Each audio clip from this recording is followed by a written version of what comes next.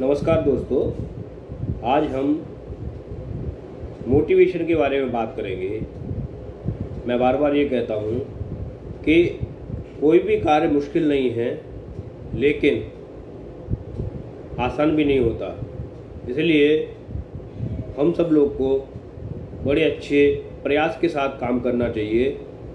सफलताएं तभी मिलती हैं जब हम डेली निरंतर प्रयास करें और पूरी संकल्प, दृढ़ता और लगातार इम्प्रूवमेंट और टीम वर्क के साथ काम करें।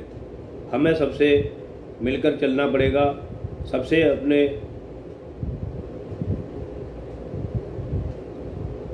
अच्छे विचारों के बारे में बताना पड़ेगा, सबसे अपने संबंधों को अच्छा करना पड़ेगा। कभी भी दुनिया में किसी से भी लड़ झगड़ के आपके व्यवसाय, आपके संबंध अच्छे नहीं हो सकते। आपको हमेशा सबकी समस्याएं सुननी पड़ेगी, उनके साथ मिलकर आगे बढ़ना पड़ेगा।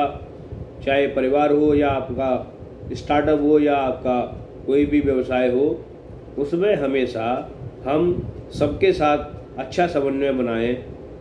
अच्छा कोऑर्डिनेशन होगा तो हम किसी भी समस्या का हल अच्छे से कर पाएंगे और अच्छी क्वालिटी के साथ कर पाएंगे। काम सभी लोग करते हैं, लेकिन ये डिपेंड करता है कि कौन किस टाइप की सर्विस और कितनी जल्दी सर्विस दे रहा है। बाद में उस सर्विस की क्वालिटी के साथ अच्छे रिजल्ट मिलेंगे या नहीं मिलेंगे। अगर आपने कभी किसी को कोई सर्विस दी है, आपकी बाद में उसमें क्वालिटी निर्भर करेगी कि आपने किस तरह का काम किया है। इसके लिए आप हमेशा सबके साथ अपना समन्वय बना के रखें, बाद में उसका फीडबैक ज़रूर लें। और मैं ये कहूँगा कि मोटिवेशन हर एक व्यक्ति की लाइफ में एक बहुत बड़ा इम्पोर्टेंट पार्ट अदा करता है। हमेशा आप किसी भी चीज़ से डेली सीखें। हो सकता है पहली बार कोई असफलता मिली हो, लेकिन कहा जाता है असफलताएं ही सफलता की कुंजी है। पहली असफलता क्यों मिली उसको ठीक से एनालिसिस करो, उससे बहुत सारी चीज़ें आपके सामने आएंगी। उस सभी पहलुओं पर विचार करो, गहन अध्ययन करो, मार्केट एनालिसिस करो, एक्सपर्ट की सलाह लो। तो कोई भी काम मुश्किल नहीं होता। मुश्किल ये होता है कि हम कभी कभार बगैर मार्केट एनालिसिस के या अपना प्रोजेक्ट एनालिसिस के हम काम करना शुरू कर देते हैं। ये सब चीज़ें अच्छी नहीं हैं। अगर आप किसी भी काम को बगैर प्लानिंग के या बगैर प्रोजेक्ट एनालिसिस के कर रहे हो, तो उसमें सफलता के चांस काफ़ी कम हो जाते हैं। हमेशा हमें ये ध्यान रखना है कि आप किसी भी स्टार्टअप को शुरू करने के लिए आपको मार्केट एनालिसिस करना चाहिए, कस्टमर बिहेवियर देखना चाहिए। उसके बाद में आपको ये अपना व्यवसाय शुरू करना चाहिए। और मैं सबको ये सलाह दूंगा कि अगर कोई भी स्टार्टअप या व्यवसाय शुरू कर रहे हैं तो शुरू में ट्रेडिंग पर ध्यान दें, ना कि मैन्युफैक्चरिंग पे। अगर आप कोई भी प्रोडक्ट बेच रहे हैं तो उसको कहीं दूसरी जगह से लें और उसमें अपना बहुत कम मार्जिन रखें, क्योंकि आपको लोगों से जुड़ना है और प्रोडक्ट हमेशा गुणवत्ता का होना चाहिए। हमारा उद्देश्य किसी भी प्रोडक्ट पर बहुत ज़्यादा प्रॉफिट कमाना नहीं होना चाहिए।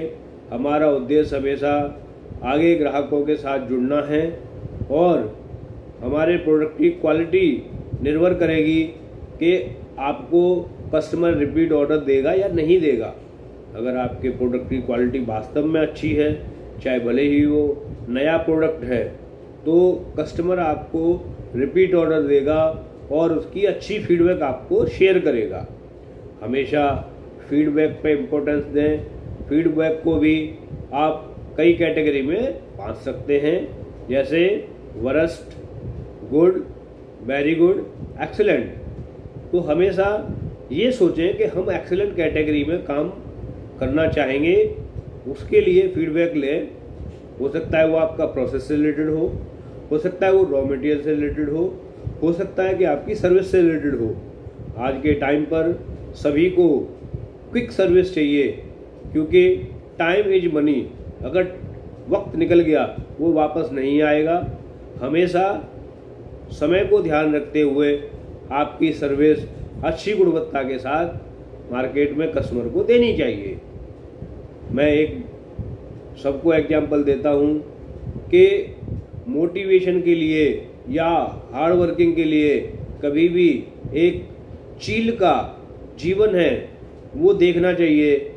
अमूमन देखा गया है कि चील की लाइफ 80 साल की होती है, उसमें 40 साल के बाद एक ऐसा पड़ाव आता है जहां उसके पंजे के नाखून बढ़ जाते हैं और पंख इतने बड़े बड़े हो जाते हैं कि जिससे वो ठीक से उड़ नहीं पाता। अगर वो पक्षी ठीक से उड़ नहीं पाएगा, ठीक से शिकार नहीं कर पाएगा तो आगे नहीं बढ़ पाएगा। 40 साल बाद वो अपने आप को इस तरह से दोबारा प्रिपेयर करता है कि जिससे उसको एक अगले 40 साल की नई जिंदगी मिलती है, जिसको उसको एक ऐसे प्रोसेस से गुजरना होता है कि वो एक भयानक स्थिति होती है। हमें यही अपने जीवन में भी सोचना चाहिए कि इस टाइप की परिस्थिति हमारे जीवन में भी हमेशा होनी चाहिए, जिससे हमें आगे बढ़ने के लिए मौके मिले और हम आगे मौके के लिए तैयार हों। जब 40 साल अपना पूरा कर लेता है लाइफ को, तो वो एक ऊंचे पर्वतों की तरफ, पत्थरों की तरफ चला जाता है उड़ते हुए, और वहाँ पत्थरों पर चोंच मार मार के अपनी चोंच को एकदम लहू लुहान कर लेता है। बहुत सारे खून निकलने लगते हैं और उसके बाद लगभग 40 दिन के प्रोसेस में उसकी एक नई चोंच आ जाती है जिसमें बहुत तेज धार होती है, जिससे वो अच्छे से अपना शिकार कर पाता है। फिर उस चोंच से अपने पुराने पंखों को नोचता है। ये प्रक्रिया बड़ी आसान नहीं होती। अगर कोई भी चीज़ को शार्प चीज़ से काटा जाए बड़ा आसान होता है, कटने के बाद थोड़ा दर्द तो होगा लेकिन उतना नहीं होगा। जब किसी चीज़ को नोचा जाता है या किसी ब्लंट धार से काटा जाता है तो वो बहुत असहनीय होता है। लेकिन वो चील उसको अपने पंखों को अपनी नई चोंच से नोचता है। ये एक भयंकर पीड़ा देता है उसके शरीर को, इसमें बहुत सारे उसके खून निकलते हैं। लेकिन क्योंकि उसने एक नया जीवन जीना है, नया चैलेंज है अपने जीवन में दोबारा स्वीकार करना है, एक्सेप्ट करना है, उसके लिए वो अपनी तैयारी कर रहा होता है। जब वो सारे पंख अपने नोच देता है, वो बगैर पंखों के हो जाता है और बाद में एक कम वजन वाले नए पंख आते हैं, जिससे वो फिर हजारों मीटर, लाखों मीटर तक उसकी उड़ान होती है आसमान में। वो एक नया जीवन पाके वापस मैदान में आता है और वो नए शिकार के लिए तैयार हो जाता है। ये कहानी हमें ये सिखाती है, कभी भी किसी भी असफलता से निराश ना हो। अपने आगे अच्छे कैरियर के लिए, अच्छे व्यवसाय के लिए या अच्छे स्टार्टअप के लिए हमेशा तैयार रहें कि हमें अपने आप को इस तरह से तैयार करना है कि हमें आगने वाले किसी भी आंधी तूफान या कोई भी कठिनाई में जिस व्यवसाय में आए, हम उसके लिए तत्पर हैं और हम निश्चय रूप से हम आगे बढ़ेंगे। असफलता सबसे पहले दिल को कमज़ोर करती है। अगर हम दिल से कमज़ोर हो गए और हमने ठान लिया कि अब हम इसमें सक्सेस नहीं हो सकते बिजनेस में, तो कोई भी आपको उस बिजनेस से, नुकसान से बाहर नहीं निकाल सकता। इसलिए ये तो आपको तय करना है कि आपको असफल होना है या अच्छी प्रकार से अच्छा सफल होना है। ये दुनिया है, दुनिया केवल सफल व्यक्तियों की बात करती है, सफल व्यक्तियों का एग्जाम्पल देती है। कितने सारे लोग बेचारे असफल हुए हैं, उनका कोई भी जिक्र नहीं होता, या कितने सक्सेसफुल पीपल कितनी बार असफल हुए हैं, उनका भी कोई जिक्र नहीं होता है। मैं बार बार कहूँगा, असफलता से कभी डरना नहीं चाहिए।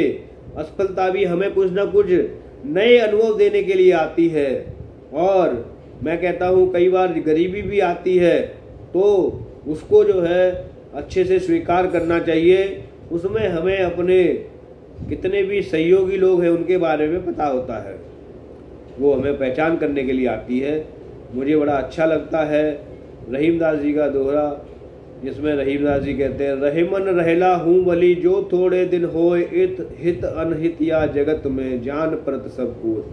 इसका मतलब ये है कि अगर थोड़े टाइम के लिए आपके पास विपत्ति या गरीबी आ रही है, तो अगर आप कहीं पे भी आपका फाइनेंशियली कुछ लॉस हो गया है, तो आपको ये पता लग जाएगा कि आपके परिवार में, आपके मित्रगणों में या आपके रिश्तेदारों में कौन आपके हितैषी हैं और कौन आपके वास्तविक परेशानियों में साथ देने वाले हैं और कौन लोग ऐसे थे जो आपको बाहर से तो दिखाते थे कि हम आपके साथी हैं, लेकिन आपका उस टाइम पे वो सहयोग नहीं कर रहे।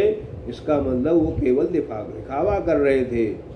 इसीलिए मैं बार बार कहता हूँ कि मैदान में आपको ही उतरना पड़ेगा, आपको ही अपने आप को मजबूत करना पड़ेगा, आपको ही अपने आप को एक्टिव करना पड़ेगा, आपको ही सारी प्रोसेस सीखनी पड़ेगी, आपको ही आपके लिए काम करना पड़ेगा। कोई भी दुनिया में जादू की छड़ी नहीं होती है कि जिससे आपका करियर एकदम से बूस्ट कर जाए या जिससे आपका व्यवसाय बूस्ट कर जाए या एकदम से स्टार्टअप बूस्ट कर जाए। शुरू में कितनी भी बड़ी बड़ी कंपनियां बनी हैं, उन्होंने भी इस टाइप के ही स्ट्रगल किए थे।